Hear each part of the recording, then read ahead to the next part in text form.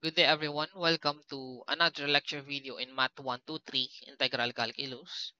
Previously, we have discussed one of the integration techniques called transformation by trigonometric formulas. So dito naman sa lecture video na ito, magdi-discuss ulit tayo ng another technique. So yung technique na yun ay tinatawag namang integration by parts. So papakita lang natin saan nanggaling yung ginagamit na basic rule or pinaka-general equation pagdating kay integration by parts. So, ang pinagmula lang naman yan is kay differential calculus pa rin. Specifically, the product rule in derivatives. So, kung tandaan nyo pa ito yung kanyang pinaka-equation. If we're taking the derivative of u times v, wherein yung u and v dito ay magkaibang function, no? So, pwede siyang powers of x or polynomial in x. So, basta magkaibang function si u and si v. So, kung gusto natin kunin ano yung derivative ng pinag-multiply ng dalawang function na yan, equal lang yan kay u times the derivative of function v plus v times the derivative of function u. Now, para mahanap natin yung general equation pagdating naman kay integration by parts, so kailangan lang natin integrate yung both sides of this equation. So, yun yung gagawin natin. So, ibig sabihin, etong left side, integrate lang natin, and then etong right side, so integrate lang din natin. So, take note, lagyan ko lang dito ng parentheses. So, magiging itsura niya, ganito. So, integrate natin. So, we know naman that derivative and antiderivative ay inverse operation. So, kung pinagsama mo sila ng magkasunod tulad dito, so, integral ng derivative of u times b. So, basically, magka-cancel lang yung derivative and integral. Ang matitira lang dyan yung nasa loob, which is u times v. And then, applying the property of integral, kung meron daw operation sa pagitan ng dalawang term ng ating integrand, pwede mong i-distribute yung integral sign natin. So, pwede siya naging integral ng u times dv plus integral ng v times du. And then, so para makuha yung ating general equation, integration by parts, kailangan lang natin i-rearrange. So, kung ito hindi nasundan, no, basically, ang ginawa lang kasi, baga etong term na ito, nilipat dun sa kabila. So, syempre, pag naglilipat tayo, di ba, nagiging negative siya. So, baga nangyari, original na nasa left side si u times v. Tapos, inilipat natin sa integral ng v du, kaya naging minus. Sa integral ng v du, and then ang natira, integral ng u times dv. And then, nire-arrange lang, kumbaga, pinagbaliktad, etong integral ng u times dv, nilipat dun sa left, tapos etong dalawang term na yun, nilipat dun sa right. So, kaya naging ganito yung itsura niya. So, dito, pag mag-integrate tayo gamit sa integration by parts, so ang ating general form ng integrand ay integral ng u times dv. So dito parang upgraded version lang siya ng substitution kasi dalawang substitution yung gagawin natin. So kung ito yung integrand, no, kumbaga, meron kang pipiliin na ililet equal to u, and then meron ka ding pipiliin na ililet equal to dv. So tulad din ng yung substitution natin, kapag nilet mo yung isang function, ito din yung derivative natin para makuha si du. So, dito naman ang twist pagdating kay integration by parts. So, pag nag-let dv ka is equal to some function. So, yung dv na yun, kailangan mo namang integrate para maging v. So, parang combination siya ng differential and integral calculus, no? So, in a way, parang ganun siya. So, dito, ka-integration by parts, meron tayong additional informations dito. So, usually, if any function is a power of x or a polynomial in x, so then we take it as the first function. So, sabi, di ba, yung ating general form ng integration by parts, so meron kang u times dv dito. So, ulitin ko lang yung sinabi ko kanina. So, for example, meron kang integrand na given. So, mamimili ka alin yung ililet mo equal to u, tapos alin yung ililet mo equal to dv. So, etong u na yan, i-derivative natin para maging u. Etong maging du, eto namang si dv, i-integrate natin para maging v. So, parang ganyan yung magiging takbo ng process natin. So, dun sa pagpili, alin yung equal natin to u, alin yung equal to dv. So, ito yung rule na pwede nating sundan doon, no? So, sabi dyan, kapag yung isang term daw, so, is either power of x or polynomial in x. When we say powers of x, so parang siyang, let's say, x raised to some exponent. So, x squared, x cubed, x raised to 4. So, yun yung tinutukoy niya dito as powers of x. Pag sinabi naman nating polynomial, so ano si polynomial, di ba? Merong binomial, trinomial, polynomial, and so on. So, pwede siyang say, x cubed plus 2x squared plus x plus 5. So, mga ganyan. So, pwede siyang, apat na term, pwedeng tatlong term, pwedeng dalawang term lang din. Or even constant, no? Considered pa rin siya as polynomial. So, pag mga ganun daw yung part, so for example, sa ating integrand, so integral ng x raised to n times, let's say, nakamultiply sa trigonometric function, dx, ganyan. So, dito kasi, mamimili tayo alin yung ililet natin equal to u. So, pag meron daw powers of x dun sa mismong integrand, so yun na yung i-consider natin as function u. So, yun yung ilalagay natin dito. And then, syempre, yung hindi natin napili, yun yung ilalagay natin para kay dv. And then, so, basahin natin. So, however, in cases where the other function is an inverse trigonometric function or logarithmic function, then we take them as the first function u. So, ito yung contrast, no? Sabi, so, kung meron daw yung dalawang ito, matik, yun na yung ililet natin equal to u. However, kapag meron namang inverse, let's say mga so sine raised to negative 1, mga ganyan, inverse sine, arcsine, arccos, arctan, mga ganun. Or meron ding, let's say, logarithm or natural logarithm. So, yun naman daw yung i-take natin as the first function. So, kumbaga, etong apat na to, ito yung madalas na in-equal to function u. However, dito na ang rule, no? So, paano if ever na yung dalawang function natin sa integrand? So, nandito sa apat na yon. So, let's say, integral ng, let's say, powers of x, tapos merong katabing logarithm of x dx. So, let's say, ganyan. So, sabi dito, kung si x of n nakamultiply lang ito some other function na hindi trigo or inverse, matik, eto na yung ililet u natin.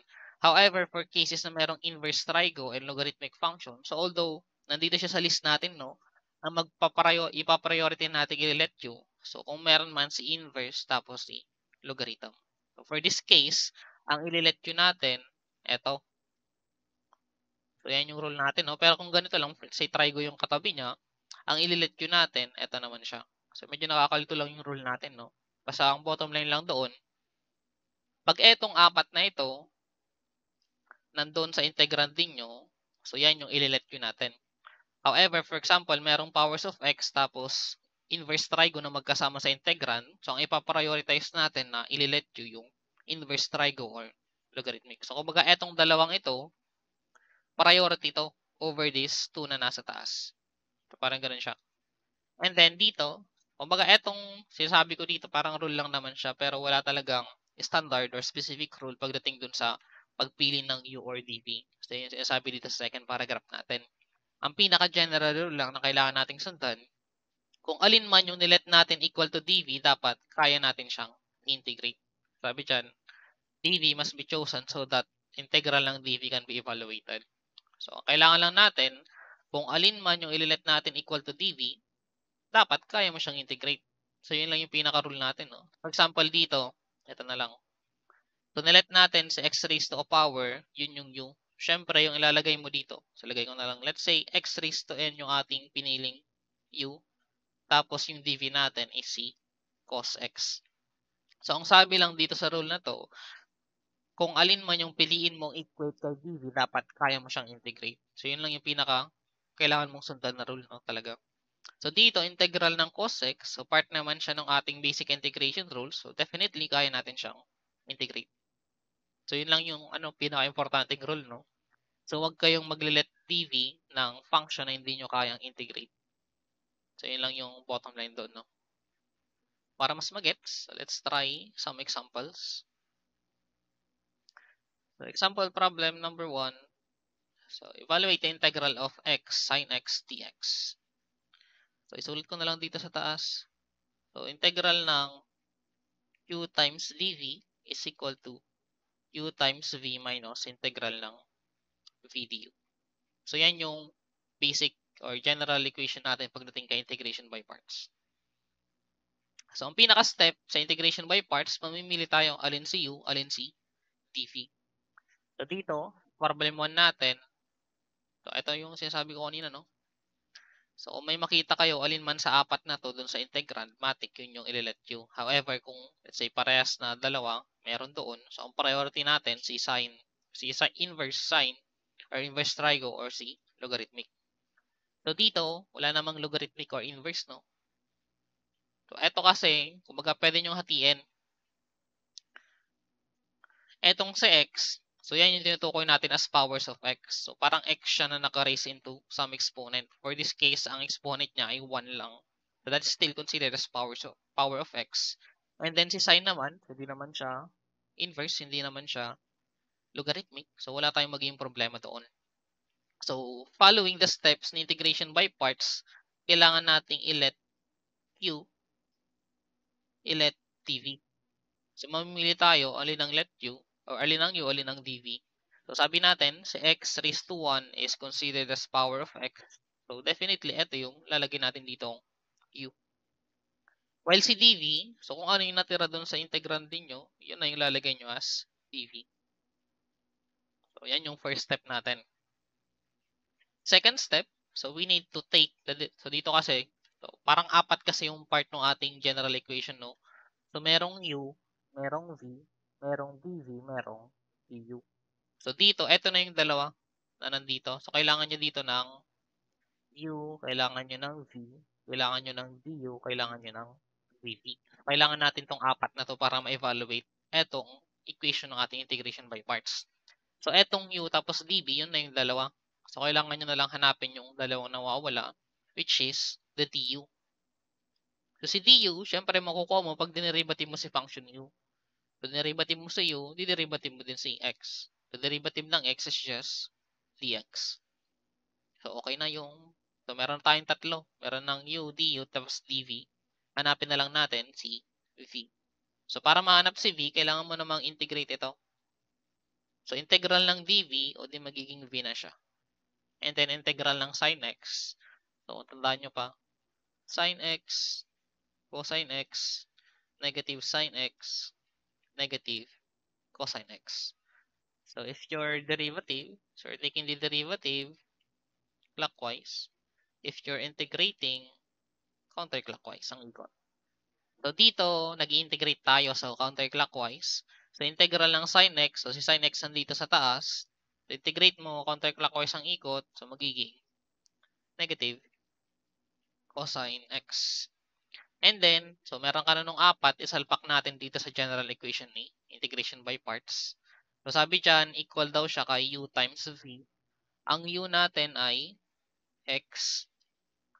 Ang v natin ay negative cosine x minus integral ng v. So ang v natin ay negative cosine x. Ang u natin ay dx. So simplify lang natin. So you have negative x cosine x minus, so minus, tapos may minus ulit doon, maging plus na. So integral ng cosine x dx. So hindi pa ito yung sagot natin, no? So mayroon pa kasing natirang integral doon sa mismong equation natin. So ito kailangan pa nating evaluate.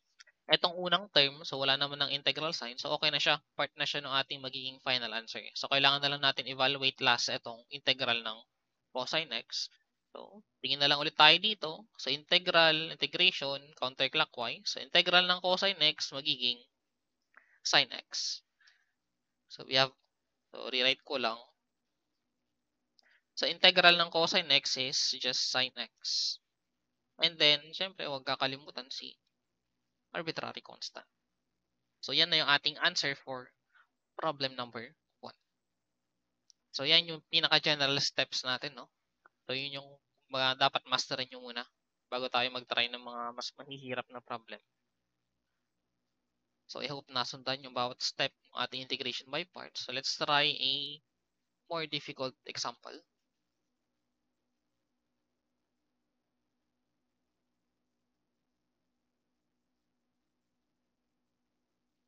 Example problem number 2. So evaluate the integral of x raised to 4 cosine x dx. So same with the problem number 1. Isulat ko na lang muna general equation ng integration by parts. So equal lang siya kay u times v minus integral of v du. So mamimili lang ulit tayo, alin si u, alin si dv. And then dito, same case actually kay problem 1. So, meron tayong powers of x and then multiplied to a trigonometric function. So, hindi na natin kailangan mag-isip dito alin yung ililet nyo, alin yung ililet TV. Kasi etong x raised to 4, so example siya ng powers of x, so kabilang siya dun sa 4 na sinabi nating kalimitang ginagamit as q. So, dito, we have to let q. So, let natin si u equal siya kay x raised to 4 and then si dv. So, dito naman ay si cosine x. And then, so, implement natin yung steps natin doon kay sample problem 1. So, hanapin natin si du, hanapin natin si dv. Ay, hanapin natin si v, rather. So, to get the du, so, derivative natin na itong si u. So, derivative mo dito sa left, derivative mo din sa right. The derivative ng x raised to 4, we have 4x cubed dx. And then, so, to get the v, integrate si dv. So, ito magiging v. And then, integral ng cosine x, para hindi ko na isulat, balik na lang natin sa previous slide. So, integral ng cosine x, so magiging sine naman siya. So, mula dito, counterclockwise ang ikot. So, si cosine, pag integrate mo, magiging sine x. And then, apply natin dito. So, substitute dun sa ating general equation. We have u, x raised to 4 multiplied by v sine x minus integral ng v times du. Ang v natin ay sine x. Ang ating du ay 4x cubed dx. And then, simplify lang natin. We have x raised to 4 sine x minus, so integral ng, eto, nakamultiply dyan. So, merong 4 dito. So, pwede natin ilabas since constant lang naman yan. So, you have 4 integral ng, so, unahin ko na lang si x cubed bago si sine x. And then, dx. So, itong unang term, okay na siya since wala nang integral. Pero itong second term natin, kailangan ulit nating evaluate kasi meron pang integral sign. So, itong part na to, actually, kamukha na siya nung sample problem 1 natin. Nung pinagkaiba lang, x cube pa to. So, kailangan nating ulitin yung ating step pagdating ka integration by parts. So, another let u, another let dv. So, considering itong second term natin, no? Considering this term. So, panibagong set. So, let u is equal to x cube. Let dv is equal to sine x. And then, ulitin natin yung step. So, we get the du. This is 3x squared dx. We get the v. This is negative cosine x. And then, salpak natin. So, i-rewrite ko lang no, itong una na okay na term, x raised to 4 sine x minus 4 and then nakamultiply dito sa ganito ni integration by parts. So, doon sa second set natin, so 4 times u times v. So, ang u natin ay x cube minus v is negative cosine x minus integral ng v na negative cosine x times du 3x squared dx. Then, bago tayo mag-proceed, simplify lang muna natin. So, dito ko na isusulat na yung kadugtong. So, copy ko lang sa x raised to 4 sine x. So, 4, naka-distribute dito, no? So, naka-bracket naman. So, yung 4, distribute natin sa dalawang term na ito. So, 4 times, negative 4 times x cubed times negative cosine x. So, merong negative pa dito. So, parang negative 4 times negative dito sa loob, magiging positive. So, 4x cubed cosine x. So, eto, wala nang integral sign. So, okay na rin yung term na yan. Part na siya ng ating maging final answer. So, eto, distribute naman natin si negative 4. So, negative 4, negative, tapos may isa pang negative dito. So, kumbaga, tatlong negative, no? So, negative times negative, positive. So, positive times negative, may babalik lang siya kay negative. So, tatlong negative, kaya negative pa rin yung sagot natin dito. And then, so, 4, tapos merong 3 dito. So, 4 times 3 magiging 12. And then, so meron ng integral kasi yung term na to. So, we have negative 12 integral ng, so natira dito, x squared cosine x dx. So, yung masusundan, no, medyo komplikado lang yung pagdidistribute. Pero negative 4 times ito, so magiging positive, tapos meron isang negative ulit, kaya naging negative. So, 4 times 3, kaya meron tayong 12 na nilabas dito. So, ang natira sa loob, x squared tapos cosine x. So, yung unang dalawang term, okay na, pero itong pangatlo, hindi pa kasi merong integral sign. So, ito, bumalik lang, parang naging ganito naman siya. So, x raised to something cosine x. So, hindi pa okay itong third term natin. So, kailangan nating ulitin sa integration by parts. So, parang ganun yung trend, no? Kung meron kang powers of x katabi ni trigo, kailangan mo lang siyang integration by parts ng paulit-ulit hanggang sa maging ang katabi na lang ni trigo ay x na lang or constant na lang. So, ganun, no? Ibig sabihin, ulitin pa natin, isa pa ulit, integration by parts. So, considering this term naman, no? So, we let u is equal to x squared and then dv equal to cosine x. So, we derivative this to get du. So, derivative ng x squared ay 2x dx.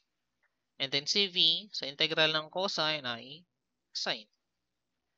Then, copy lang ulit natin, x raised to 4 sine x plus 4x cubed cosine x minus 12 bracket. So, u times v. So, we're still following this equation, no? So, u ay x squared, v natin ay sine x. So, minus integral ng v times du. Ang v natin ay sine x. Ang du natin ay 2x dx. Then, bracket. So, simplify ulit natin. X raised to 4 sine x plus 4x cubed cosine x. So, negative 12 times x squared sine x. So, magiging negative itong pangatlong term natin. So, negative 12x squared sine x. So, negative 12 times negative dito. So, magiging plus. So, 12, didistribute natin. So, merong 2 naman sa loob nito. So, 12 times 2, we have 24 na constant. So, ilalabas na lang din natin. So, integral ng, so, natira ay x sine x dx. As you can see, we're not yet done. So, kailangan ulit natin mag-let u and let dv ng isa pa ulit kasi meron pang natirang integral ng x times sine x. So, let u is equal to x, let dv is equal to sine x. So, du is equal na lang siya kay dx and then cv equal naman siya kay negative cosine x. So, rewrite ulit x raised to 4 sine x. So, hindi nyo naman kailangan i-rewrite ng paulit-ulit, no? Pero, ginagawa ko lang para hindi tayo malito. Baka may makalimutang term. Plus 4x cubed cosine x minus 12x squared sine x plus, so siguro dito na lang sa baba, 24 bracket. So, u times v minus integral ng v du. So, minus u na x, ang v naman negative cosine x, minus integral ng v na negative cosine x du na equal na lang kay dx. And then, simplify. We have x raised to 4 sine x plus 4x cubed cosine x minus 12x squared sine x. So, eto, positive 24, tapos may negative dun sa loob. So, magiging negative 24x cosine x. Then, yung kadugtong dito na lang sa baba. So, positive 24. So, merong negative dito, tapos merong negative. So, dalawang negative, ibig sabihin magiging positive. So, plus. So, 24, wala naman ng constant doon. So, plus 24, integral ng, so, natira na lang ay cosine x dx. So, etong last term natin, so, just integral ng 24 cosine x. So, wala nang problema, no? Since si cosine x naman, meron na tayong basic integration rule, part na siya ng basic integration rules natin. So, kaya na natin siyang integrate ng directly. So, for the last time, i-rewrite lang natin. So, dito na lang yung final answer, no? So, x raised to 4, ano ba yung mga yun? Sine x So, x raised to 4 sine x. Hindi na kasi kasya sa isang slide. Plus 4x cubed cosine x. Tama ba? 4x cubed. So, minus 12x squared, 24x. So, minus 12x squared sine x minus 24x cosine x. And then yung nasa baba. Plus 24. So, ito, integrate natin directly, no? So, integral ng cosine is just the sine. So, 24 sine x yung term na to. So, plus 24 sine x. Then, syempre, si arbitrary constant. So, ito na. So, medyo mahababa yung sagot natin, no? So, yan yung ating final answer for problem number 2. So, ganyan talaga katrabaho si integration by parts kapag medyo mataas na yung powers of x natin, no? So, kaya kailangan tiyagain. However, kung gusto niyo na mas madaling solution, so pwede ko namang ipakita yung shortcut ng integration by parts, no? So, originally, ito yung in-integrate natin sa x raised to 4 cosine x. So, pakita ko na lang din yung shortcut. So, another solution, or just shortcut solution, no? So, integral ng x raised to 4 cosine yun, di ba? Cosine x dx. So, same process pa rin pagdating kay integration by parts, kailangan yung mamili ng u, kailangan yung mamili alin si dv. So, dito, ang ginawa natin ng una kasi, ang nilet u natin si x raised to 4. Ang nilet dv natin ay si cosine x. So, pagdating dun sa mga nilet natin equal to u, so, di ba, ang ginagawa natin, diniderivative natin. Ang pagdating naman dun kay dv, so, yung mga dv, ini-integrate natin para maging v. So, kumbaga dito sa left side, nandito si u. Dito sa right side, nandito si dv. So, sa mga u, di-derivative natin to dire-diretso. Ito naman, integrate natin ng dire-diretso. So, dito kay left side, so kung alin man yung nilet yun natin, so derivative lang natin to hanggang sa maubos, no? So, derivative ng x raised to 4, that is 4x cubed. Derivative niyan ulit ay 12x squared. Derivative nyo ulit, 24x. Derivative nyo ulit, 24 hanggang derivative ng 24 or constant is equal to 0. Ito naman, so pwede nyo sundan, no, para mas mabilis dito. So, sine, cosine, negative, sine, negative, cosine. So, nag-integrate naman tayo. So, counterclockwise for integral. So, integral ng cosine x. So, this is sine x. Kung baka itapat-tapat nyo lang. Integral ng sine x, negative cosine x. Integral ng negative cosine x, negative sine x. Integral ng negative sine x ay cosine x. And then, ito ulit ay sine x. And then, ito na. So,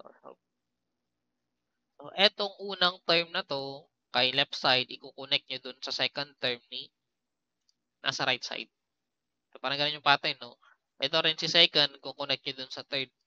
Si third, kukonect nyo dun sa fourth, and so on. And then, yung mga nakakonect-connect na yan, so, pag multiply nyo sila sa isa't isa. Kumbaga, si x raised to 4, yung multiply nyo kay sine. Kasi 4x cube, multiply nyo kay cosine. And then, meron tayong additional. So, yung product ng dalawang yan, for example, si x raised to 4 sine x. So, meron tayong multiplier. So, dapat positive. Ito naman sa pangalawa, negative, positive, negative, positive. So, alternate lang. So, positive, negative, positive, negative. So, dito, kung gusto natin makuha yung answer, so, pwede nyo nang rektahin. So, una, equal siya kay x raised to 4 times sine x, tapos positive daw yun. So, basically, we have positive x raised to 4 sine x. And then, next part, si 4x cube, i-multiply nyo kay negative cosine x. So, pag minultiply nyo sila, di ba, negative 4x cube cosine. Pero dito, meron pa tayong negative. So, negative times negative, magiging positive. Or sige, lagay ko na lang, kompletuhin ko. So, yung symbol, yung operation nila, or yung sign nila is negative. So, negative product ng 4x cube times negative cosine x. So, parang ganyan yung dating niya. And then, ito ko na lang din. So, ganun na lang din yung gawin ko dito. positive yung symbol, so product ng x raised to 4 sin x. And then, third term, so plus daw, so plus 12x squared times negative sin x. And then plus, minus pala. So, plus minus plus minus.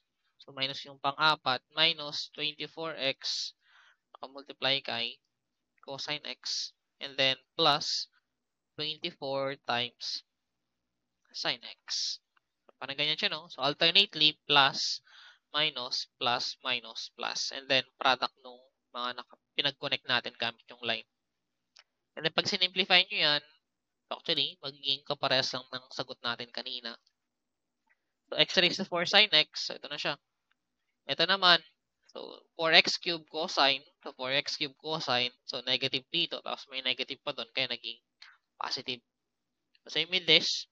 12x squared times negative sin x. So syempre negative 12x squared sin x. So same with this. So negative 24x cosine x. And then positive 24 sin x. Tapos huwag nyo na lang kalimutan C plus C. So yan na yung answer natin. So same lang yan dito. So, yun, masundan yung shortcut, no? So, pwede nyo implement yan. So, hindi ko naman ipagbabawal na gamitin nyo yan, no? As long as nasusundan. Pero, importante pa rin na alam nyo syempre paano yung mano-mano ni integration by parts. So, tinuro ko lang ito para mas pabilis yung ating discussion din. Kasi meron tayong isa pang example na ganito rin yung parang solution niya. So, medyo mahaba-haba.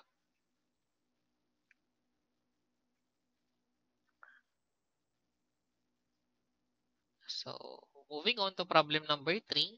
So, similar pero ibang version. So, integral ng x naka-multiply kay e raised to x. So, exponential function naman yung nandito, no? So, ganun pa rin naman. Ang rule lang naman natin, so it's either powers of x, polynomial in x, trigo, or inverse trigo, or logarithmic function. So, yun yung mga kalimitan na let natin equal to u. So, ang present dito, meron tayong power of x and then exponential function. So, matik dito, si power of x, pasok siya dun sa apat na kalimitan na let natin equal to u. Ibig sabihin, so ang u natin dito ay si x, ang dv natin ay si e raised to x. So same process na integration by parts. So we get the du. This is just dx or 1 dx. V is equal to, so si e raised to x, diba? Ito yung immortal na function. So kahit i-derivative natin or integrate natin, so siya pa rin, walang pinagbago. So integral ng e raised to x is still e raised to x. And then, salpak natin dun sa ating equation ni integration by parts. So, we have u times v. So, we have x times e raised to x minus integral ng v. Ang v natin is just equal to e raised to x. And then, so, u times v minus integral ng v du. So, ang du naman natin ay equal lang kay dx. So, if we simplify this, so, x e raised to x minus, so, integral lang e raised to x, sabi nga natin, kahit anong gawin natin sa kanya, pares pa rin na e raised to x. Ito, dagdagan na lang natin ng plus c. So, yan ang answer natin for problem number 3. So, para lang siyang, mas madaling version ng trigo, yung katabi. So, dito kasi walang pinagkaiba, no? Pero, syempre, yun is para lang kay e raised to x, no? So, ibang usapan kapag meron katabi si x dito. So, possible magkaroon tayo ng multiplier. So, yun actually yung ating problem number 4, no? The powers of x naka-multiply kay e raised to 2x. So, para lang mas mabilis yung discussion natin, no? So, try natin yung shortcut na tinuro ko kanina. Pero, you can still try naman. Pag-practicean nyo na lang, gawin yung manual. So, dito, e raised to 6, ibig sabihin, 6 na beses kayo mag-integration by parts bago nyo ma-completely integrate etong function na to. Kumbaga, kung ilan yung powers ni x, ilang exponent niya, ganun din yung gaano karami yung ulitin si integration by parts. So, dito, para lang mas mabilis, so, sabi natin, so, we let natin u equal to x raised to 6, and then si e raised to 2x, ito naman si dv. So, kumbaga, dito si u, nandito si dv. So, eto, derivative natin hanggang sa maubos. So, 6x raised to 5, 30x raised to 4, 120 x cubed, 360 x squared, 720x, and then 720, and then 0. Ito naman, integrate. Integral ng e raised to 2x. So, medyo nahirapan, no? Siguro try na lang natin ng separately muna.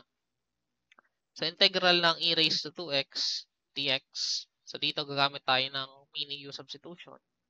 So, we let u is equal to 2x. So, ang ating standard integration formula kasi, so, integral ng e raised to u du is equal to e raised to u plus c. So, ito yung basic integration rule natin kay exponential function. So, para maging kamukha nung nandito, so parang e raised to something lang naman. Ibig sabihin kung alin yung naka-exponent kay exponential function na yung ililat natin equal to u. So, for this case, c is equal to 2x, du is equal to 2 dx. So, parang yung common na ginagawa natin sa mga unang topic natin. So, we have dx is equal to du over 2. So, salpak, we have e raised to, si 2x, nilet natin yan equal to u. Si dx, papalitan natin ng du over 2. So, ito ngayon, equal na lang siya kay 1/2 integral ng e raised to u du. So, integral ng e raised to u, ito na siya mismo. So, walang pinagkaiba. That's just 1/2 e raised to u and then plus c. Pero dito, huwag nyo munang pansinin si arbitrary constant. So, ang concern lang natin, pag in-integrate mo si e raised to 2x, equal siya dito. So, hindi pa pala natin na ibalik, no? So, ito, ang kompleto niya, 1/2 e raised to 2x plus c. Pag in-integrate nyo si e raised to 2x, equal lang siya kay 1/2 e raised to 2x. So, kumbaga, ito, pag in-integrate nyo daw, equal siya kay 1/2 e raised to 2x. So, parang ang pattern, so, pag in-integrate mo itong e raised to 2x, pag na-integrate mo siya, nagkakaroon ng 1/2 sa unahan. Kumbaga, itong ulit-ulitin mo lang kasi, kumbaga, pag tinakpan natin si 1/2 dito, babalik lang siya kay e raised to 2x. Pag in-integrate nyo ulit, so, panibagong 1/2, integrate nyo ulit, panibagong 1/2. So, kumbaga, nagiging pattern, kada integrate mo, meron kang multiplier na 1/2. So, ibig sabihin dito, sa pangatlo, kapag in-integrate mo ulit yan, magiging 1/2 times 1/2 e raised to x naman. So, parang 1/2 times 1/2, that's just 1/4. So, ganun ulit, in-integrate mo ulit yan, magkakaroon ng panibagong 1/2. So, para lang mas mabilis, instead of naka 1/2 times 1/2 tayo, eto dito yung susunod, gawin na lang natin 1/4 e raised to 2x since 1/2 times 1/2 is 1/4. Next, eto naman magiging 1/8 e raised to 2x and then 1/16 e raised to 2x, 1/32 e raised to 2x, 1 over, so medyo masikip. Pwede lang natin. Adjust ko lang yung spacing. Medyo dikit-dikit kasi yung ginawa natin kay U kanina. So, napakita naman natin, siguro kahit burahin ko na ito. Lahat.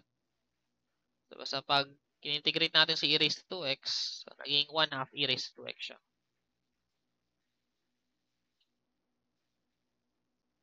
Mahirap pala magbura. Kailangan isa-isa.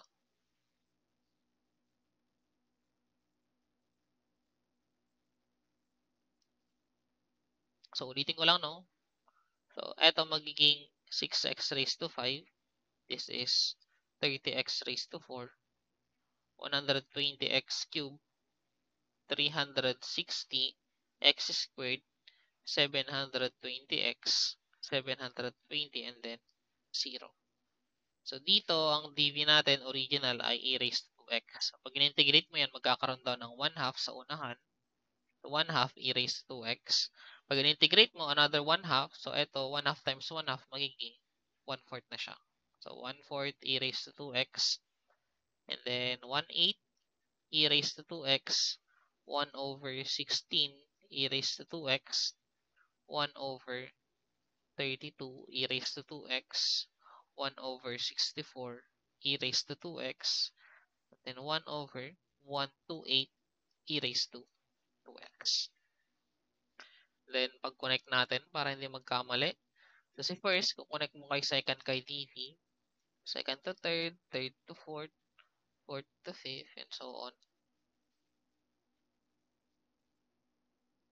And then this is plus, minus, plus, minus, plus, minus, plus.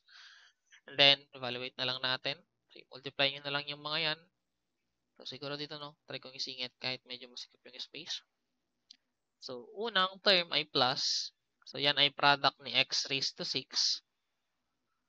1 half e raised to 2x.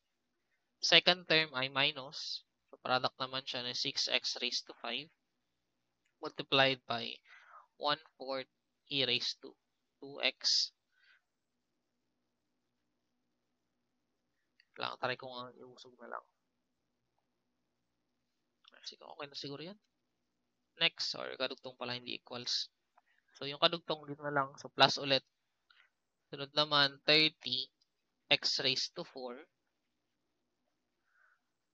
multiplied by 1/8 e raised to 2x followed by negative na 120 x cubed 1/16 e raised to 2x. Then plus ulit, we have 360 x squared multiplied by 1/32 e raised to 2x. Then minus 720. So 720x 1/64 e raised to 2x. Then plus 720 1/128 e raised to 2x. So, yan na lahat yung term natin. Bale, meron tayong 7 term. Pang 8, C plus C. So, simplify nyo lang itong mga to. So, yan na yung ating magiging answer, no? Kung saan ba natin pwedeng isulat. Siguro next slide na lang natin. So, next slide na lang. So, dito na lang natin simplify, no? Para kahit isang linya na lang. So, yung una natin, we have, so, x raised to 6, e raised to 2x na nakamultiply kay 1/2. So, we have 1/2 x raised to 6 e raised to 2x. And then, for the second term, so minus 6 times 1/4. So, 6 times 1/4, that is 3 halves, di ba? So, 3 halves x raised to 5. That's a minus, right? So, minus 3/2 x raised to 5 e raised to 2x. And then, next term natin ay plus. Ito na yun. So, plus 30 times 1/8. So, parang 30 divided by 8, that is 3.75 or just 15/4. So, plus 15/4. So, ito i-calculate nyo lang, no? Para nakasimplias form yung ating answer. So, x raised to 4, e raised to 2x. And then, minus. Yung pang-apat na term natin ay so 120 divided by 16. That's 15/2. So, 15/2 x cubed e raised to 2x. And then, plus. So, kahit diretso pa rin, hindi kasya yung 7 term, no? So, plus 360 divided by 32. So, 360 divided by 32. Ilan ba yun? 360, 180/16, 90/8, 45/4. So, yun na, tama. 45/4 ang lowest term na niya. So, 45/4 x squared e raised to 2x. And then, minus. So, dito na lang siguro sa baba. Minus. So, 720 divided by 64. So, ilan ba yun? 720, 360, 32, 180, 16, 90, 8, 45, 4. So, I think yun na yung lowest term. 45 divided by 4. So, minus 45 divided by 4x e raised to 2x. And then last, we have 720 divided by 128. So, that is plus 720. 720, 360 over 64. Next kasi ito. 720, so 360 over 64. 180, 32. 90, 16. 45, 8. So, I think yun na. So, this is 45 over 8 e raised to 2x and then plus c. So, yan na yung ating nakasimplified na form ng ating final answer. So, imagine no, kapag minanwal nyo yan, integration by parts, so sobrang haba nung naging solution. So, parang 6. So, 6 na beses nyo ulitin yung integration by parts. So, yan yung ating answer for problem number 4.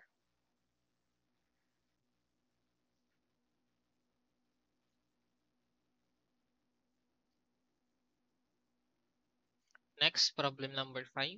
So, evaluate the integral of ln x dx. Actually, nung napakita ko na to, napapyaw ko na siya last time sa mga unang discussion natin. Pero yun, hapyaw lang. So, dito discuss natin in full detail. So, integration by parts pa rin naman. So, we'll be dividing yung ating integrand into a u and into a dv. So, kailangan natin mamili. So, supposed to be dalawang part yung ating integral, no? So, one part for u, one part for dv. Pero dito kasi is ln x lang siya. So, although at first glance, so parang isa lang siya, pero actually meron siyang kasama, no? So, hindi lang talaga obvious masyado, pero meron nandyan siya. So, yung katabi ni ln x dyan, so meron siyang katabing 1. Para siyang 1 times ln x or just ln x. So, sabi natin, so meron tayong 4 na pinagpipilian kung alin yung ililet Q natin. So, it's either powers of x, polynomial in x, inverse, or logarithmic. If ever na meron si polynomial or si powers of x na meron katabing logarithmic, ang ipaprioritize natin ililet Q ay si logarithmic function. So, dito, sabi natin, so parang ito, pwede siyang sabihin, integral ng 1 ln x dx. So, dito, ang ililet Q natin ay si ln x. So, basta merong ln x or inverse trigo, yun yung matic na ililet Q natin kahit pa meron siyang katabing powers of x or polynomial in x. And then dito, yung ating ililet naman equal to dv ay si 1. So, ang rule lang naman, di ba, sabi, kung mag-let dv ka, dapat kaya mo siyang integrate. So, integral lang naman ng 1 yan. So, kaya natin integrate. So, kunin muna natin ano yung si du. Si du, so, derivative ng ln x. So, I hope natatandaan pa naman na yung ating basic integration rules. So, this is just equal to 1 over x dx. So, integral ng dv magiging v. So, integral ng 1 is just x. So, dito, baka medyo nagulat kayo dun, no? Bakit naging x dito? So, dito kasi yung ating u and yung ating v ay functions of x. Kumaga, si u, function of x siya. So, ganun din si v. So, siya rin ay function of x. So, ay derivative ng 1 is equal lang kay x. So, wag malilito, no?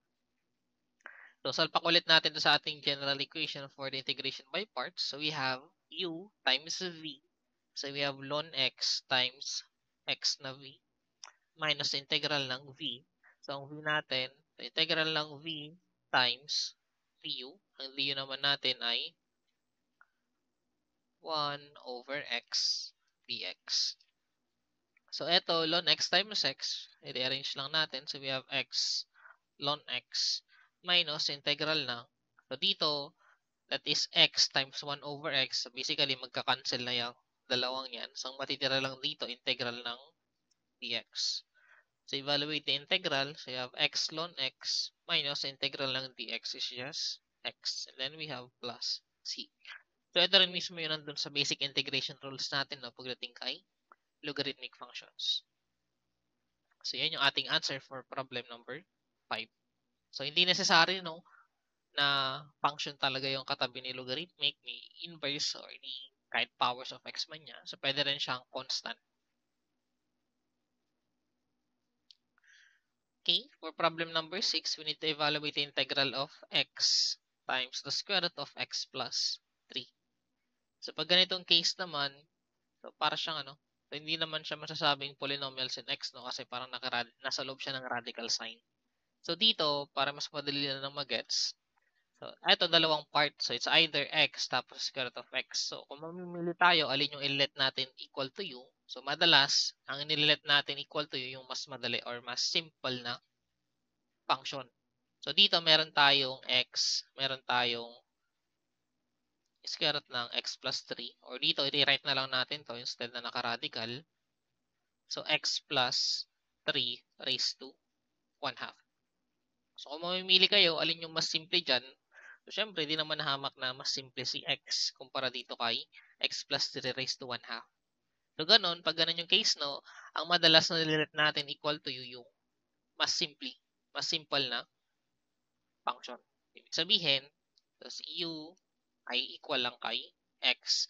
Samantalang ito naman si x plus 3 raised to 1 half, yan yung ililet natin equal to dv. So using ko lang u is equal to x. And then, as usual, proceed with the step of integration by parts. So we get the du. So this is just dx. So ito, integrate sa integral ng x plus 3 raised to 1 half. So, kung gusto niyo ng detailed, the integral ng x plus 3 raised to 1 half dx x plus 3. So, ang gagawin natin dito, i-delete natin equal to u yung nasa loob ng parenthesis which is x plus 3. So, if we get the derivative of this is just dx. So, pwede natin palitan yung ating integrand. So, u raised to 1 half. So, mga common na integrate natin sa mga unang topics to. And si dx pwede mo nang palitan ng du. So, parang magiging ganito yung version ng ating So, integral ng u raised to 1 half using power formula, edi naging u raised to 1 half plus 1 over 1 half plus 1 or just equal to u raised to 3 halves divided by 3 halves or kung nire-arrange nyo yan, we have 2/3 u raised to 3 over 2. So, simplify pa ulit natin. Babalik natin si u. This is 2/3 ni x plus 3 raised to 3 halves. So, basically, kapag in-integrate nyo yan, ito na siya. So, ito na lang ilagay natin dito. No? So, pwede nyo gawin yan. Separate nyo yung solution ng integral ninyo kung hindi nyo kayang erekta yung nandito kay dv papunta kay v.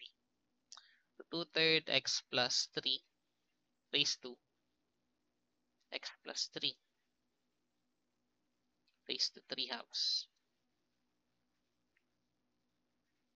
And then, apply lang ulit natin. So, magiging u times v minus integral ng v du. So, we have u times v na 2/3. 2/3 x, sorry. Gawin ko na lang bracket ito. 2/3 x plus 3 raised to 3 halves. So, yan na yung ating u times v minus v du. Integral ng v du. So, we have 2/3 x plus 3 raised to 3 halves minus du na equal na lang kay dx. So, we simplify. So, we have 2/3 x quantity x plus 3. Medyo madulas yung pentab. So, 2/3 x plus 3 minus, so yung 2/3 ilabas na lang din natin. Integral ng x plus 3 raised to 3 halves. Then dx. So, dito parang kamukha na lang din siya ng ginawa natin dito. Pinagkaiba lang 3 halves yung kanyang exponent. Kanina ay 1 half. So, parang same process dito. So, we let u is equal to x plus 3. Si du equal na lang siya kay dx. So, derivative ng x ay magiging dx. Derivative ng constant is 0. So, minus 2/3 integral ng, so si x plus 3, ginawa nating u yan. So u na naka-raise to 3 halves. And then si du or si dx, papalitan natin ng du. So just power rule lang ulit, no? So paano ba? Dito na lang siguro. So yung kadugtong, dito na lang. So i-rewrite ko lang yung unang term natin. So we have 2/3 x quantity x plus 3 raised to 3 halves minus 2/3 tapos integral ng u raised to 3 halves. So para siyang u. So 3 halves plus 1 magiging 5/2. Okay, ganun din yung kanyang denominator. And then plus c. So ibalik lang natin yung original value ng u. So ito, ikakopy ko lang yung unang term. So you have 3/2 minus. So dito, so 2/3 times 1/5/2. So parang reciprocal, ito magiging 2/5. So parang 2/5 times 2/3 magiging 4/15.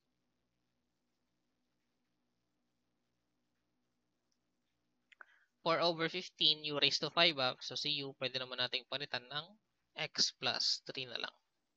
So x plus 3 raised to 5 halves plus arbitrary constant. So ito na yung ating final answer for problem number 6.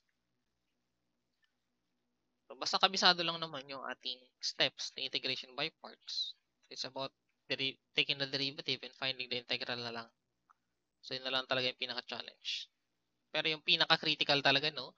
So yung pagpili, alin yung u, alin yung dv. So doon yung madalas talaga nagkakamali din.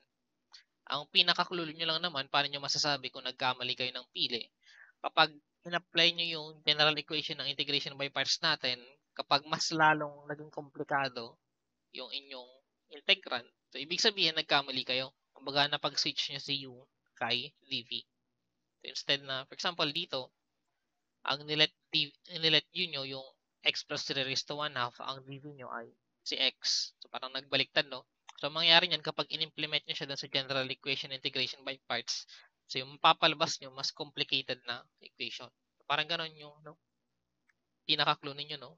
So from that point pa lang, kung nakita nyo na parang naging mas lalong komplikado yung in-integrate ninyo, ibig sabihin, possible mali na yung solution ninyo. Pwede nyo i-try pagbaliktarin yung inyong nilet u, nilet dv. So proceed tayo kay example 7. The integral ng beta, sine for beta, cosine for beta. So dun kasi sa mga previous, no, kumbaga, so dito, si beta ay just variable of integration. So huwag kayong ma-intimidate kung beta yung nandyan. So para lang siyang x. So, instead of x, beta lang yung ginamit. So parang ganun lang yung version na to, no? So yung mga nauna kasi, so let's say x, tapos meron lang katabing trigo. Pero dito kasi dalawang trigo yung kanyang katabi. So yung ating rule pa rin pagdating kung ano yung ililet natin equal to u. So ganun pa rin kung pasok siya dun sa powers of x, polynomials of x, inverse trigo or logarithmic. So ang hati natin dito, so although dalawang trigo to, sine and cosine. So ang hati pa rin natin, ganyan. So si beta is separate nyo dun sa mga trigo. So si beta, so para lang siyang x, sabi nga natin, di ba? So parang beta raised to 1. So ito naman, para siyang powers of beta. Ibig sabihin, so yung ililet yun natin ay si beta. Ang ililet natin equal to dv, sine for beta, cosine for beta. So yan yung hati natin for this problem, no? And then, proceeding with the common steps naman ni integration by parts, so we get the du, so this is just d beta. And then v, so we integrate sine for beta, cosine for beta. So ang gagawin natin, sige, separate natin dito, no? Kasi medyo mahaba siya. So sine for beta, cosine for beta, d beta.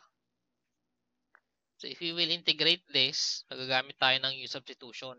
So ililit natin si u equal to sine for beta.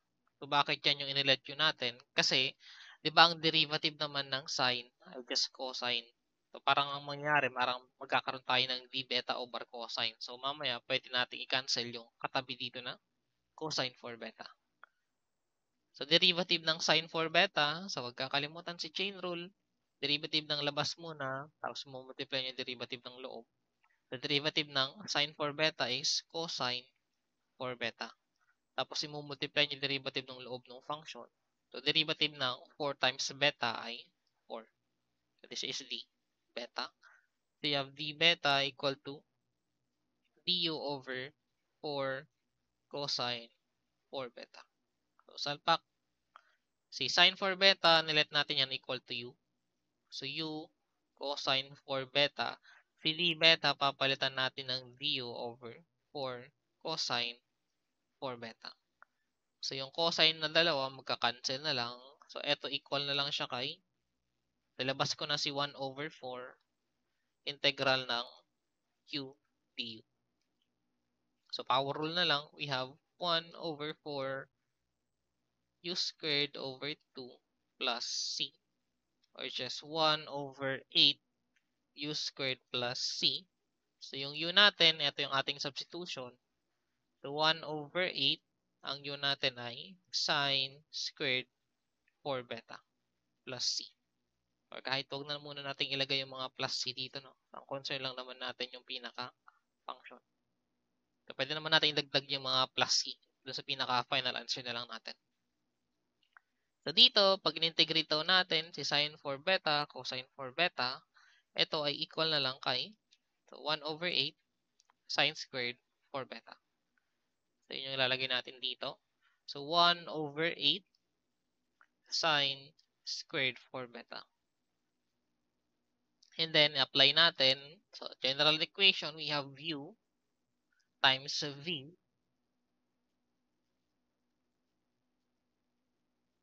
minus integral ng v times du. So, si du equal na lang kay beta.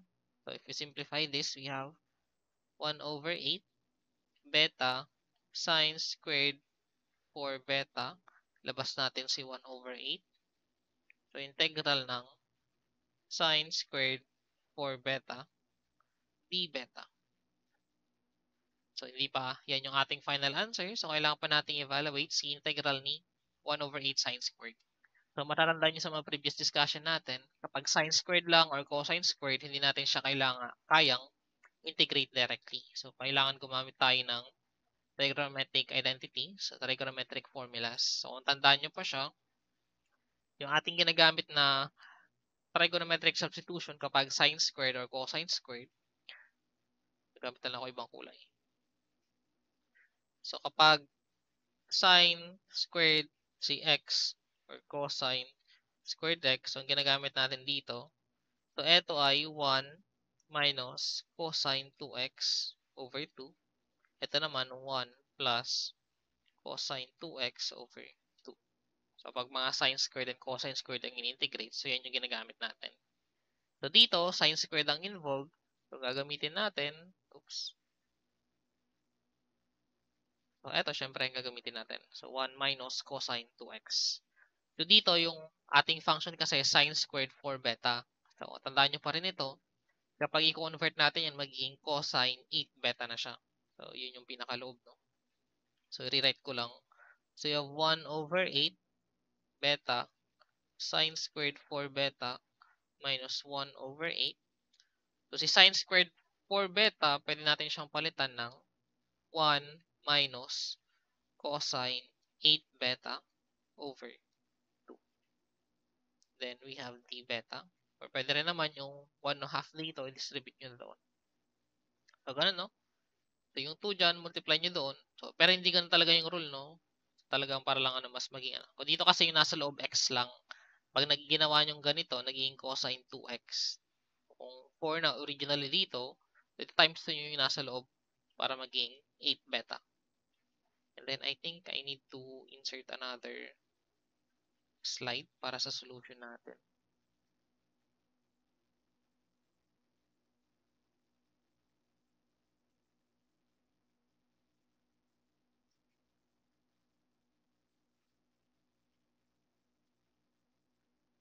So, eto, bago natin ilipat sa kabilang slide. So, simplify na lang natin para mas madali. So, 1 over 8 beta sine squared 4 beta minus, so yung 1/2 dito sa ilalim, ilalabas ko na. So, maging 1 over 16 integral ng 1 minus cosine 8 beta d beta. Ayan siya. So, i-copy natin dun sa kabilang slide. So, equal to 1 over 8 beta sine squared 4 beta minus 1 over 16 integral ng 1 minus cosine 8 beta d beta. Pares ba? 1 over 8 beta sine squared 1 over 16. So, yan na. Ito na yung simplify. So, simplify natin further. So, 1 over 8 beta sine squared 4 beta. So, distribute natin yung 1 over 16. So, mangyari, we have 1 over 16 integral ng d beta na lang.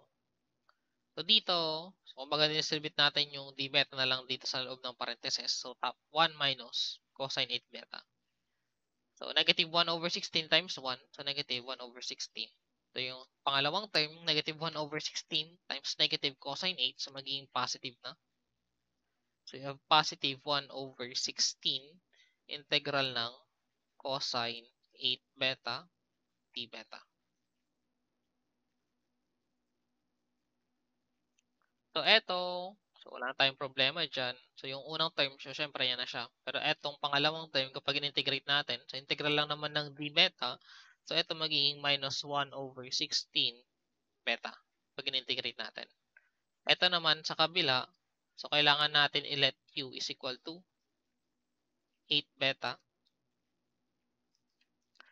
We get du is equal to 8 d beta.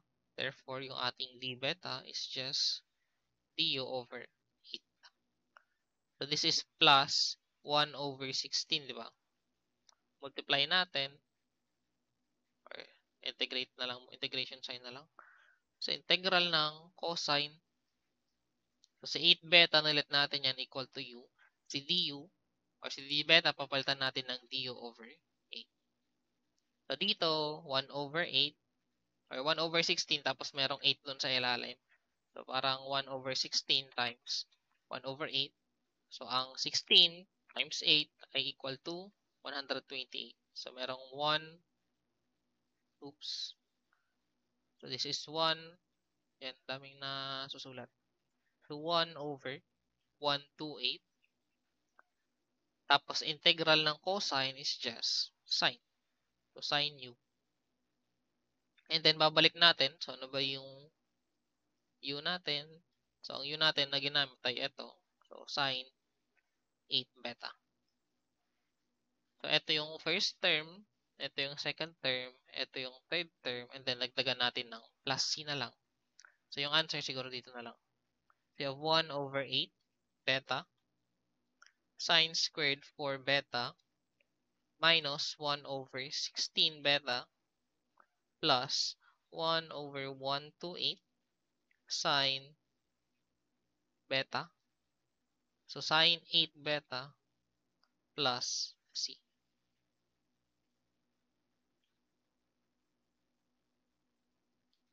So, ito na yung ating answer for problem number, ilan na to? Problem number 7.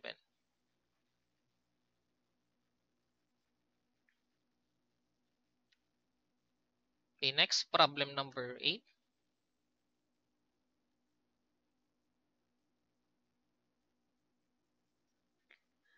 Ang gagawin pa rin natin dito, so kailangan natin mamili alin si u, alin si d.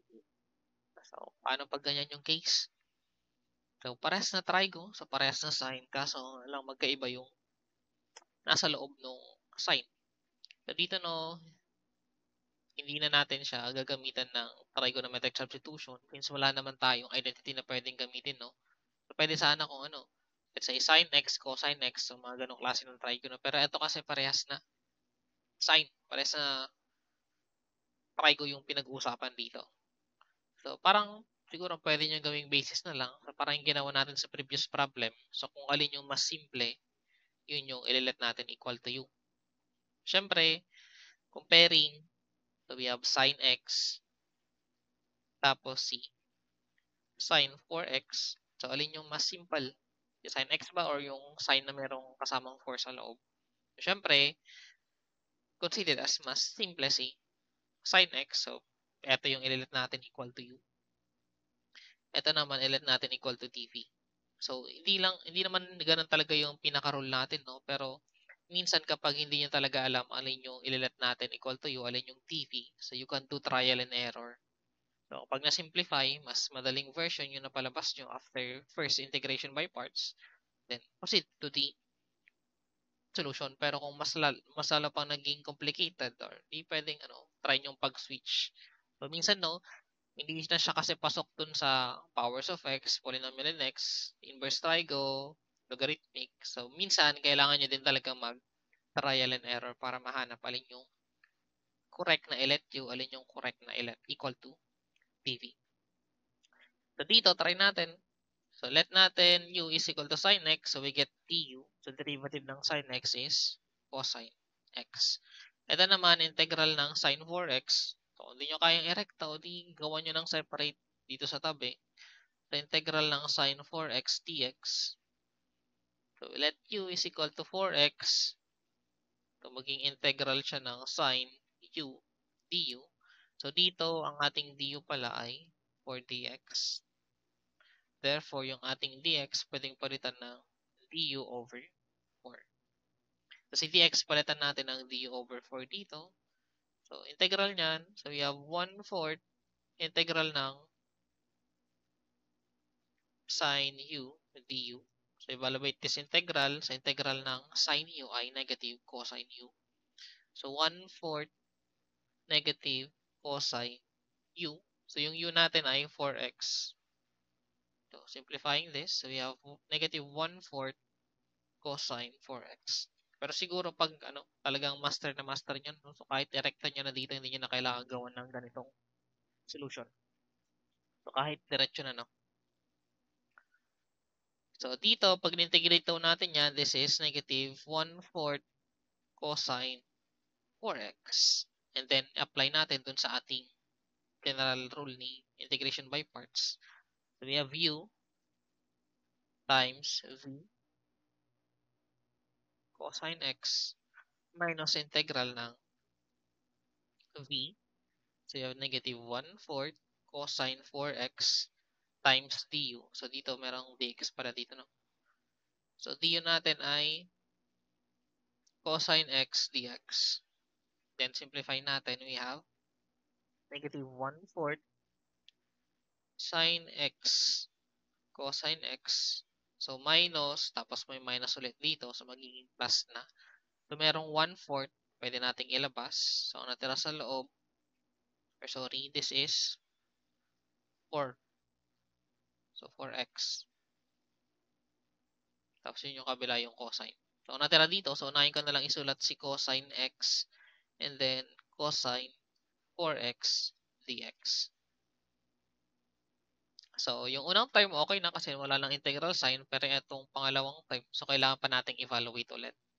So, kung titingnan natin yan, parang similar lang naman siya dun sa ating una. Pinagkaiba lang dito sine kanina, pero dito naman naging cosine. So, hindi naging mas simple yung ating equation, hindi rin naman siya naging mas complicated. Kumbaga, nagpalit lang ng trigo. So, dito, pwede nating gawin pa ulit isa para makasigurado.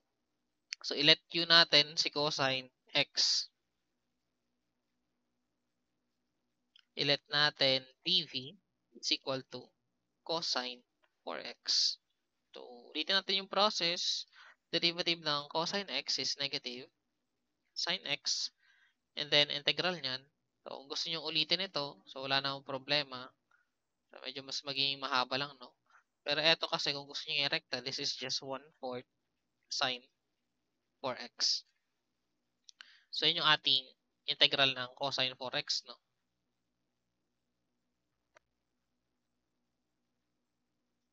Okay, salpak lang natin dun sa ating equation.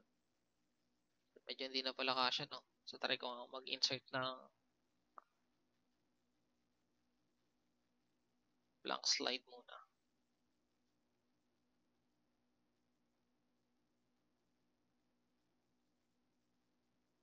Duplicate. Okay. So, next slide na lang natin i-rewrite, no? So, we have negative 1/4 sin x cos x.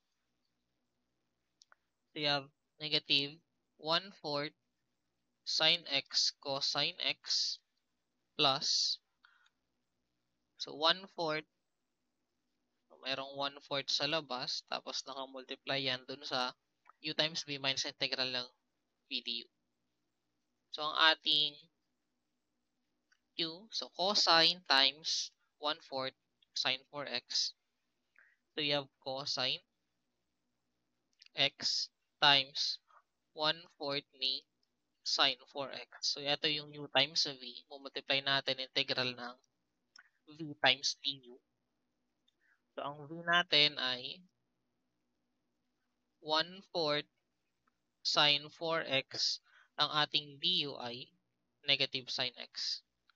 So, negative sin x. So, meron kasamang dx yun, no? So, dito, meron kasamang dx ito. Hindi lang naisulat. So, ito na yung ating pangalawang integration by parts. So, simplify lang natin. So, we have negative, talagyan ko lang ng equals. So, negative 1/4 sin x cosine x plus, so plus siya kasi positive 1/4 tapos merong positive 1/4 dyan. So, 1/4 times 1/4, that is 1/16 cosine x sin 4x. So, positive, negative, tapos merong pang negative dito. So, positive times negative, negative. So, negative times positive. So, negative times negative, maging positive na. So, dalawang negative, isang positive. So, that is positive. So, positive 1/16 integral ng, so, sin x sin 4x dx. So, yan na yung ating pangalawang integration by parts. Now, kung mapapansin niyo, so ito kasi sin x sin 4x. So, 'di ba yun din yung original na integrand natin. Kumbaga, ang ini-integrate kasi natin sa integral ng sin x sin 4x dx. Kumbaga, parang ganyan, no? Pag in-integrate daw natin ito, up to this point, equal siya dito. So, nakakasunod, no? Ayun, nakakasunod. So, gagawin natin, so kung dito sa left side ng equation, integral ng sin x, 4x dx, dun sa kabila, meron naman tayong integral ng 1/16 sin x, sin 4x dx. So, parang nag-algebra lang tayo. So, sinadya ko talagang isama yung example na to kasi meron talagang mga integration na naging ganito yung solution. So, ang gagawin natin, kumbaga, etong buong ito, so parang merong x, tapos dito ulit sa kabila, merong 1/16x. So, similar terms, so kailangan mong ilipat dun sa kabilang side ng equation. So, parang ganun yung dating niya, no? So, mangyari, etong term na to, etong pangatlong term natin, ililipat natin dun sa kabilang side. So, originally, dito sa left side, meron kang integral ng sin x sin 4x dx. Etong term na ito, ililipat mo dun sa kabilang side ng equation. Ibig sabihin, magiging negative siya.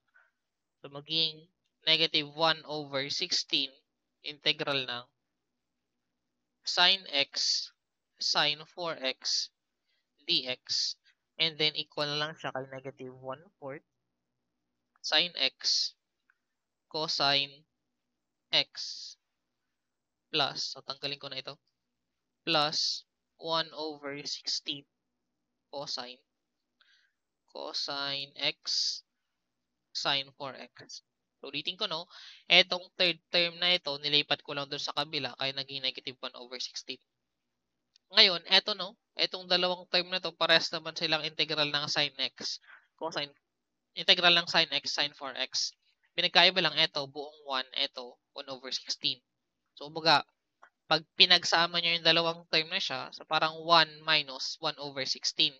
And that's just 15/16 integral ng sin x sin 4x dx. So, i-copy ko lang yung nasa left side. So, 1/4 sin x cosine x plus 1/16 cosine x sin 4x. So, pinagsama ko lang, no? Para siyang 1 minus 1/16. Kaya naging positive 15/16 integral ng sin x sin 4x. So, I hope nasundan yung step na yun, no? So, ang original na kinukuha natin, integral lang na ito. Pero ito kasi merong katabing 15/16. So, algebra lang ulit. Para makancel yung 15/16 dyan, mag-multiply ka dito ng 16/15. Or kumbaga kahit ano na lang, i-cross multiply mo yung 16 dito sa ilalim, pupunta dun sa taas. Tapos si 15 pupunta naman dun sa baba. Or para lang mas madali, sabi ko nga kanina, so etong left side ng equation, i-multiply mo ng 16/15. So ito yung left side. Etong right side naman, so kung anong ginawa mo dun sa left side, gagawin mo din sa right side, mag-multiply ka din dito ng 16/15. So, i-multiply mo yan, no? So, 16, cancel. 15, cancel. So, natira lang dito, integral na lang ng sin x, sin 4x, dx. So, di ba, ito yung original na hinahanap natin. So, yan talaga yung nandito. Integral ng sin x, sin 4x. So, ang pinagkaiba lang, etong nasa right side natin. So, kailangan nyo na lang evaluate. Kumbaga, etong 16/15, i-multiply nyo na lang sa dalawang term na ito. So, what is 1/4 times 16/15? Para siyang ano? Negative 16. So, 15 times 4, that is 60. Sin x, cosine x. So, ito naman, so 1/16 times 16/15. So, magiging plus 1/15 cosine cosine x sin 4x. So, dinistribute ko lang yung 16/15, no? And then, daglagyan nyo lang ng arbitrary constant. So, etong term na to, actually, meron pa yung simplest form, no? So, pwede rin siyang, ano ba, 8/30. So, 4/15. So, pwede rin siyang ganun. So, kung gusto nyo simplify, no? Pwede rin siyang ganun. So, negative 4/15 sin x cosine x. Sige, palitan ko na nga lang. So, pag sinimplify nyo yun, negative 4/15. So, pwede rin siyang nakaganyan. Ibig sabihin, ito. So, yan na yung ating answer for problem number 8. So, sana naman na sundan yung step, no? So, parang algebra lang, pero na-implement natin siya kay integral. So, sana nasundan. So, para, mas ma-master yung concept na yun. So, let's try another na ganun din yung magiging approach. So, integral ng second cube theta d theta. So, dito, kumbaga, isang term lang, isang function lang siya, no, basically. So, second cube lang siya. Pero, tulad ng ginagawa natin sa mga previous topic, kapag trigo na merong exponent, kumbaga, pwede natin siyang chop-chopin. So, dito, since 3 siya, so, pwede mo siyang hatiin, isang second theta, tapos isang second squared theta, d theta. Kumbaga, pwede natin yung express, no? So, meron na tayong dalawang function ngayon. So, second and then second cube. So, kaya na lang mamili alin yung ililet natin equal to u, alin yung ililet natin equal to u. So, pwede nyong sundan yung sinasabi ko sa mga previous problem. Kung alin yung mas simple, yun yung u.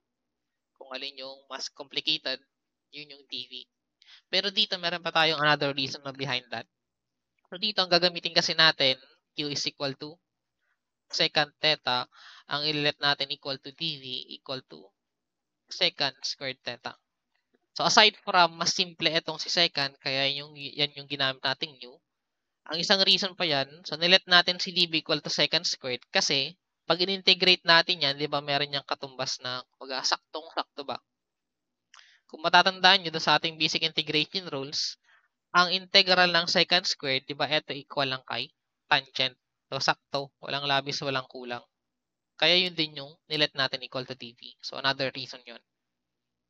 So, dito, kunin natin si du, that is, the derivative ng second theta, that is, second theta tangent theta d theta.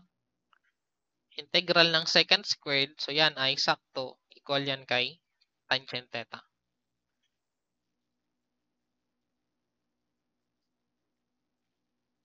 So, i-apply natin. So, try natin kung mas naging simple ba or hindi. So, let u or uv minus integral ng v du. So, u is secant theta. V natin ay tangent theta. Minus v. V ay, so integral ng v, tangent theta. Du natin ay secant theta, tangent theta, d theta. So, simplify lang natin. So, you have secant theta, tangent theta, minus, so isang secant, dalawang tangent, d theta. So, dito, kailangan nating applyan ng trigonometric identity. So, tatandaan nyo pa. So, dito kasi, si tangent squared theta, pwede nating palitan ng secant squared theta minus 1. So, papalitan natin ngayon.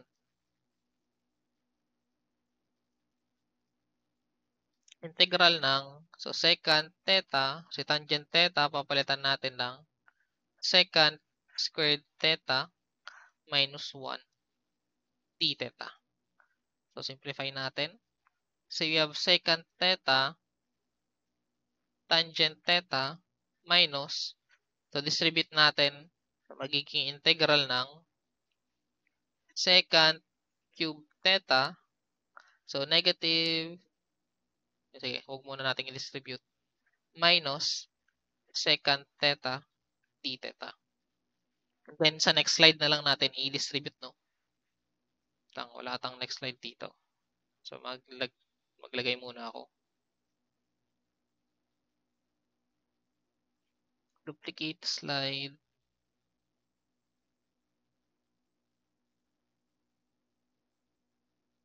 Ano punta yun?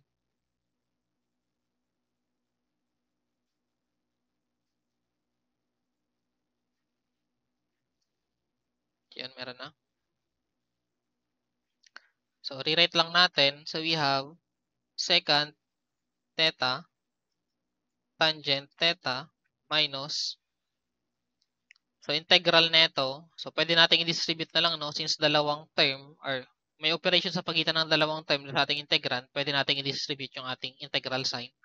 So, yung una, minus integral ng secant cube. So, integral ng secant cube theta, d theta. Yung pangalawa naman, so negative, so magiging positive. So, positive, integral ng, so plus integral ng secant theta d theta. So, yun na yung naging equation natin. Now, kung matatandaan ninyo, so ano ba yung in-integrate natin originally? So, di ba, ito is equal to secant cube theta. So, kumbaga, ito equal yan dun sa integral ng secant cube theta d theta. So, ito yung in-integrate natin. Nakarating tayo dito sa term na to.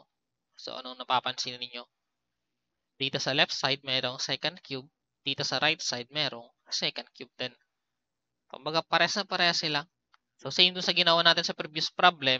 Etong term na ito, ililipat natin dun sa kabilang side. So, dito, ito ay negative secant cube. Pag nilipat nyo sa kabila, syempre, magiging positive secant cube. So, ba originally dito sa left side, meron ka ng isang secant cube theta, d theta. So, etong term na to, pag nilipat mo sa kabila, magiging positive. So, magiging positive integral ng secant cube theta, d theta. Ang natira sa right side, secant theta, tangent theta, plus integral ng secant theta, d theta. So, ito, dalawang integral ng secant cube, pwede mo siyang isulat, 2 integral ng secant cube theta, d theta. Kasi equal lang yan kay secant theta plus tangent theta So, ito naman, integral ng secant theta, part na siya nung basic integration rules natin. So, meron tayong specific rule dito na pwede nating directly gamitin. So, integral ng secant theta, that is natural logarithm secant theta plus tangent theta. So, basic integration rule to, no? So, balikan nyo na lang yung mga previous discussion natin. Nandun yung integral ng secant. So, dito, merong 2 dito. Ang hinahanap natin originally, integral lang ng secant. Tatanggalin natin yung constant dito. So, para matanggal yan, so etong left side, i-divide nyo ng 2. Etong right side, i-divide nyo rin ng 2. Therefore, so ito magka-cancel na. Ang natira dito sa left side, integral na lang ng secant cube theta d theta. Kasi ito yung hinahanap talaga natin originally. So, equal lang siya kay, so pwedeng ilabas natin yung 1/2. So, 1/2, siguro distribute na lang natin. So, pwede siyang secant theta tangent theta divided by 2. Kumbaga, distribute ko na lang. Kumbaga, parang common denominator siya. Plus, natural logarithm secant theta plus tangent theta divided by 2. And then, lagdagan nyo na lang ng plus c. So, ito na yung ating answer for problem number 9. So, meron talagang mga ganyang klase ng problem, no? So, medyo weird lang yung ginagawa niya, pero nangyari talaga. So, kaya diniscuss ko rin para hindi kayo magulat if ever na ma-encounter nyo siya, no? And that ends our discussion for the integration by parts. So, I hope nasundan naman yung mga steps natin, no? So, yun lang talaga yung kailangan masterin. So, alin yung pagpili, alin yung new, alin yung dv, and then, so, practice na rin, more practice on the derivative and integration. So, yun lang.